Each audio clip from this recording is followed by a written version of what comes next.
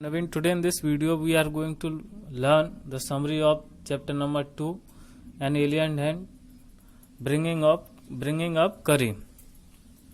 Class seventh की जो book है एन एलियन हैंड, इसका चैप्टर नंबर 2 है ब्रिंगिंग अप करी। इसकी जो समरी है, क्या क्या मेन पॉइंट्स हैं, ये सारी हम समझ लेते हैं हिंदी में, और उसे जो है फिर इंग्लिश में भी अगर क्वेश्चन आंसर हम बना के लिख सकते हैं। So let's start. इसमें जो करी है वो एक एलिफेंट का नाम है। राइटर जो है उसके पास ये एलिफेंट था, तो उसने अपने एलिफेंट के बारे में इस चैप्टर में बताया है कि उसने किस तरह से उसे बड़ा किया। ब्रिंग अप का अर्थ होता है पालन पोषण करना, किसी को बड़ा करना, लालन पालन जो है करना, पालन पोषण करना किसी का होता है ब्रिंगिंग अप। तो इसमें जब ये एलिफेंट करीब 5 महीने का था, तब इस राइटर को ये एलिफेंट मिल गया था देखभाल करने के लिए, केयर करने के लिए। उस समय पर राइटर करीब 9 साल का था। तो ये 7 में बड़े हुए। 2 साल तक तो ऐसा लगता था कि जो एलिफेंट है उसकी हाइट बढ़ी नहीं रही, वैसा ही सेम साइज लगता था। और जो राइटर था वो उसकी अपने जो है जो पैरों की उंगलियों का सहारा जो ऊपर जो उचक करके जब उसके पीठ पर पहुंच पाता था वो, क्योंकि राइटर छोटा था और करी की हाइट जो है उससे बड़ी थी। लेकिन दोनों साथ साथ बड़े हुए, इसलिए राइटर को उसकी जो पूरी जो है हाइट के बारे में पता ही नहीं चल पाया कि कितना बड़ा है। जो राइटर था वो उसे नहलाने के लिए एक नदी पर ले आता था, वहां उसकी मालिश करता था करीब 1 घंटे। और फिर जो एलिफेंट था करी था, वो पानी में कई घंटों तक बहुत देर तक जो लेटा रहता था वहां पर। और खाने के लिए ट्विक्स, जो पेड़ों की टहनियां होती हैं, उन्हें खाता था। जो राइटर था वो पेड़ों को काटने के लिए आता था। सॉफ्ट डेलिकेट्स, बहुत ही नाजुक सॉफ्ट जो है टहनियां उसके लिए पेड़ों से लेकर आता था। किसी भी तरह का पेड़ है पहले वो चढ़ के देखता, अगर जो ट्विग है, जो टहनियां ब्रांच है वो सॉफ्ट है, तभी उसे वो काटता था। और उसका जो एक्स था, जो हैचेट था, जो एक्स था, कुल्हाड़ी थी, पहले उसे वो करीब आधा घंटा था उसे तेज करता था, शार्पन करता था उसे, और फिर उसे वो काटता था। अगर टहनी अगर खराब हो जाती तो फिर एलिफेंट की आदत होती है कि वो उसे फिर टहनी को खाते नहीं है। तो फिर जो है राइटर बताता है कि उसके एलिफेंट ने जो करी था, उसने एक अच्छा काम किया। वो एक अच्छा काम ये किया था कि उसने एक डूबते हुए लड़के को बचाया था। ड्राइंग बॉय, डूबते हुए लड़का मतलब ड्राइंग बॉय, डूबते हुए लड़के को बचाया था। मार्च का महीना था। तो जब जो है जो राइटर था वो पेड़ों पर लकड़ियां काट रहा था, तो उसने अचानक से एक आवाज सुनी अपनी एलिफेंट की। तो उसने सोचा कि जो एलिफेंट किसी खतरे में है, तो तुरंत ही दौड़ करके जंगल में गया। लेकिन जंगल में उसने वहां कुछ नहीं देखा। तो फिर वहां से वो दौड़ करके नदी पर पहुंचा। तो नदी पर पहुंचा तो उसने देखा कि उसमें से पानी में से, नदी में से कोई काली सी चीज बाहर निकल के आ रही है, और थोड़ी देर में ही उसकी वो सूंड निकल के आई। तो उसने पहचान लिया कि ये तो एलिफेंट है। तो धीमे धीमे फिर बाहर पूरा निकल के आ गया, और वो ट्रम्पेट कर रहा था, चिंगाड़ रहा था, चिल्ला रहा था। वो चिल्लाते हुए बाहर आया, और जैसे ही वो बाहर आया एलिफेंट, तो उसने राइटर को, लेखक को धक्का मार करके पानी में गिरा दिया। और राइटर था वो पानी के थोड़ा नीचे गया, तो उसने देखा कि एक जो है लड़का नीचे बॉटम पर, जो नदी का बॉटम है, नीचे तल में एक बॉडी पड़ी हुई थी एक लड़के की। तो उसने राइटर ने उस लड़के को बाहर निकाला। लेकिन वो अच्छा एक स्विमर नहीं था, जो राइटर था एक तैराक नहीं था, अच्छा स्विमर नहीं था। तो फिर उसने एलिफेंट ने उसकी गर्दन में अपनी जो सूंड है, ट्रंक है, वो लपेट करके राइटर को बाहर निकाला। तो इस तरह से उन दोनों ने मिल करके उस लड़के की जान बचाई। ये काम उसने जो है अच्छा किया। तो एलिफेंट था, जो एलिफेंट था वो काफी नोटी भी था। अगर आप उसे नोटी नहीं कहते हैं तो फिर वो और जो शरारत करता है, काफी शरारत करता रहता है वो। एक दिन क्या हुआ कि उस एलिफेंट को, उस करी को किसी ने कहीं जो है केला खाने के लिए दे दिए, बनानास दे दिए। तो उसे बनानास का टेस्ट इतना अच्छा लगा कि उसे कहीं भी बनानास, जो केले रखे में ले आते थे, उन्हें वो चोरी कर लेता था, अच्छा खाने के लिए ले आता था। और जो करी था, जो एलिफेंट था, वो राइटर के यहाँ एक पवेलियन, एक तंबू में रहता था, अलग पवेलियन में रहता था। तो क्या हुआ कि जब उसे केलों की लत लग गई, he became fond of bananas.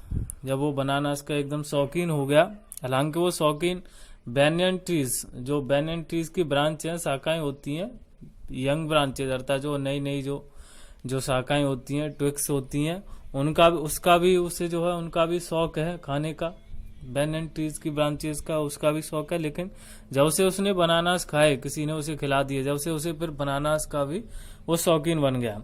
तो क्या हुआ कि राइटर के घर जो है फ्रूट्स की एक जो है टोकरी, एक बास्केट एक टेबल पर एक विंडो के किनारे, एक खिड़की के किनारे जो है रख दी जाती थी उसके बगल में। तो एक दिन क्या हुआ कि जो है उसमें से सारे जो फ्रूट्स थे, बनानास थे, वो सारे गायब थे। तो घर वालों ने, राइटर घर वालों ने सोचा कि इनकी चोरी की गई है। तो राइटर घर वालों ने सर्वेंट्स, वहां जो नौकर थे, उन पर आरोप लगा दिया कि इन्होंने ही ये फल चोरी किए, इन्होंने ही खा लिए। लेकिन कुछ दिन बाद पता चला कि दोबारा से वो फल जो फ्रूट्स थे वो किसी ने चोरी कर लिए, गायब हो गए दोबारा से। तो फिर उसके राइटर घर वालों ने उस राइटर पर ही आरोप लगा दिया, और सर्वेंट्स ने भी राइटर पर आरोप लगा दिया कि इसने मतलब राइटर ने ही ये सारे जो है फल खा लिए हैं या चोरी कर लिए हैं।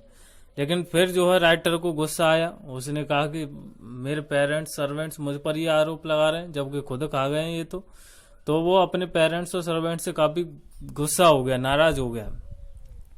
एक दिन क्या हुआ कि जब राइटर उस विंडो के पास में ही बैठा हुआ था, वो सोच रहा था कि चलो इसमें से कुछ फल ही खा लेता हूं, तभी उसने देखा कि उस खिड़की के बगल से जो एक सांप टाइप में कुछ जो आ रहा था। तो राइटर ने जैसे उसे देखा तो वो एकदम डर के मारे और घर से बाहर निकल के आया, और बहुत डरा हुआ था वो। जैसे ही बाहर निकल के आया तो उसने देखा उस पवेलियन की तरफ कि जो एलिफेंट था, जो करी था, उसका उसने सिर्फ पिछला हिस्सा था, बैक साइड ही देख पाया, और वो अंदर चला गया। तो राइटर ने सोचा चलो मैं करी के पास ही चलता हूँ, थोड़ा मेरा डर कम हो जाएगा। तो जैसे ही वो उस एलिफेंट के पास, करी के पास गया, तो उसने देखा कि वो केले खा रहा था, जो केले थे उसके और पास बिखरे हुए थे। तो उसे सारा समझ में आ गया कि इसने ही सारे फ्रूट्स चुराए, मुझ पर गलत आरोप लगा। तो उसने फिर अपने पेरेंट्स को, सारे फैमिली मेंबर्स और सर्वेंट्स हैं, उन सबको दिखा दिया कि देखो करी ने, इस एलिफेंट ने ही फ्रूट्स चोरी किए हैं, मैंने चोरी नहीं की है। हालांकि जो एलिफेंट होते हैं उनकी आदत होती है कि अगर वो कोई गलत काम करते हैं तो वो पनिशमेंट के लिए तैयार रहते हैं, वो पनिशमेंट सहन कर सकते हैं। लेकिन अगर उन्हें बेवजह बिना किसी जो है रीजन के अगर पीटा जाता है तो वो तुम्हें ही पनिश कर देंगे, ये उनकी एक खास आदत रहती है। और इसमें ये भी बताया गया है,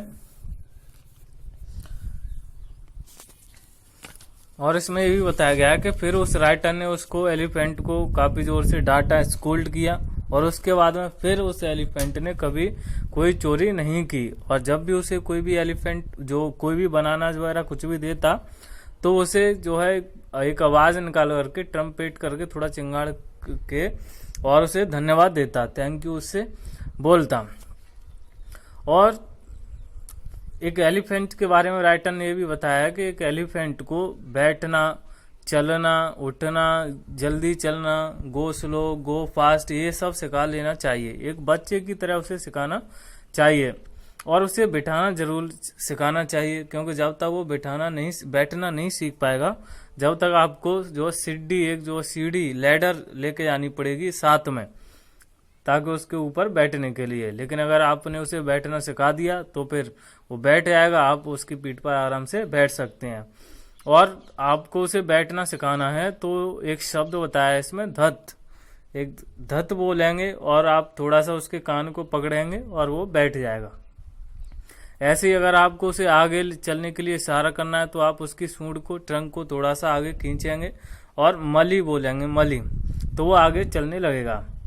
तो इस तरह से आप उसे सिखा सकते हैं। हालांकि उसे जो है चलना सिखाने के लिए सिर्फ 3 लेसन्स लगे, अर्थात 3 बार में ही वो जो चलना सीख गया, मूव करना, वॉक करना सीख गया। लेकिन उसे बैठना सिखाने के लिए करीब 3 हफ्ते लगे, 3 वीक्स लगे उसे बैठना सिखाने के लिए। और जो मोस्ट इम्पोर्टेंट या मोस्ट डिफिकल्ट और मोस्ट इम्पोर्टेंट है उसके लिए जो सीखना और सिखाना, वो है मास्टर कॉल। एक एलिफेंट को सिखाना सबसे ज्यादा डिफिकल्ट और सबसे ज्यादा इम्पोर्टेंट है, वो है मास्टर कॉल। इसे सिखाने में करीब 5 साल लग जाते हैं। अगर अच्छी तरह सिखाना है तो करीब 5 साल सिखाने के लिए लग जाते हैं मास्टर कॉल को। मास्टर कॉल क्या होता है कि जब आप कहीं भी किसी जंगल में खो चुके हैं, लॉस्ट हो चुके हैं और वहां काफी अंधेरा है, आपको कुछ भी दिखाई नहीं दे रहा, तो आपको क्या करना है कि थोड़ा सा एक हिसिंग और ग्रोलिंग अर्थात एक जो है एक घुर्राने की आवाज और सांप जैसी आवाज थोड़ी निकालनी है उस हाथी के कान में। और जैसे ही आप उस हाथी के कान में ये जो ग्रोलिंग और हिसिंग, ये इसे बोलते हैं मास्टर कॉल। मास्टर कॉल करते हैं, एक सांप की हिस करने की आवाज और ग्रोलिंग एक घुर्राने की आवाज उसके एलिफेंट के कान में करते हैं, तो फिर वो क्या करने लगेगा कि वो टहनियों को तोड़ने लगेगा।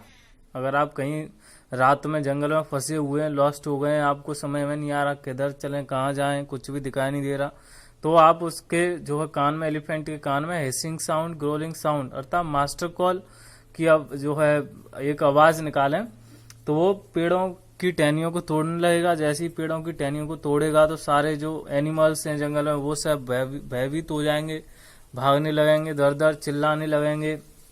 जो चीता है वो ग्रोल करने, घुर्राने लगेगा। मंकीज एक पेड़ से दूसरे पेड़ पर जाने लगेंगे। स्टैक्स, बारहसिंगा दर दर भागने लगेंगे। और लेकिन जो एलिफेंट है फिर वो एक पेड़ से दूसरे पेड़ सारी मतलब जो है पेड़ों को एक तरह से एक एक रास्ता बनाता जाता है, वो पेड़ों की टहनियों को तोड़ता हुआ, और उस रास्ते को आपके घर तक ले जाता है। वो जैसे आगे आगे चलता जाएगा हाथी, और जो भी टहनियां उसे दिखाएंगे उन्हें वो तोड़ता जाएगा और आपको आपके घर तक ले जाएगा। तो इस तरह से मास्टर कॉल के द्वारा वो तुम्हें तुम्हारे घर तक सेफ पहुंचा सकता है। तो इसलिए मास्टर कॉल बहुत ही इम्पोर्टेंट भी है और डिफिकल्ट भी है उसे सिखाना। करीब 5 साल इसे सिखाने में लग जाते हैं। तो इस चैप्टर में यही इम्पोर्टेंट पॉइंट्स रहे। इस चैप्टर को आपके पास बुक है तो उसे जरूर पूरी तरह से रीड करें, पढ़ें। जो भी समझ में नहीं आए तो कमेंट बॉक्स में लिख सकते हैं या पूछ सकते हैं मुझसे, या और किसी से पूछ सकते हैं, आप हेल्प ले सकते हैं किसी की। इसमें हमने समरी सीखी हिंदी में, जो से कुछ पॉइंट्स रहे, इसकी ये बहुत ही हेल्पफुल रहेगी, क्योंकि अगर आप ट्रांसलेट कर सकते हैं तो आपको अगर समझ में आ गया चैप्टर, तो अगर कैसा भी कोई भी क्वेश्चन आए तो आप जो है इंग्लिश में ट्रांसलेट करके और आप उसे लिख सकते हैं समझ करके। और कुछ भी कैसा भी कुछ पूछना है चैप्टर से रिलेटेड तो आप कमेंट बॉक्स में लिखें और पूछ सकते हैं। You may ask. Thank you.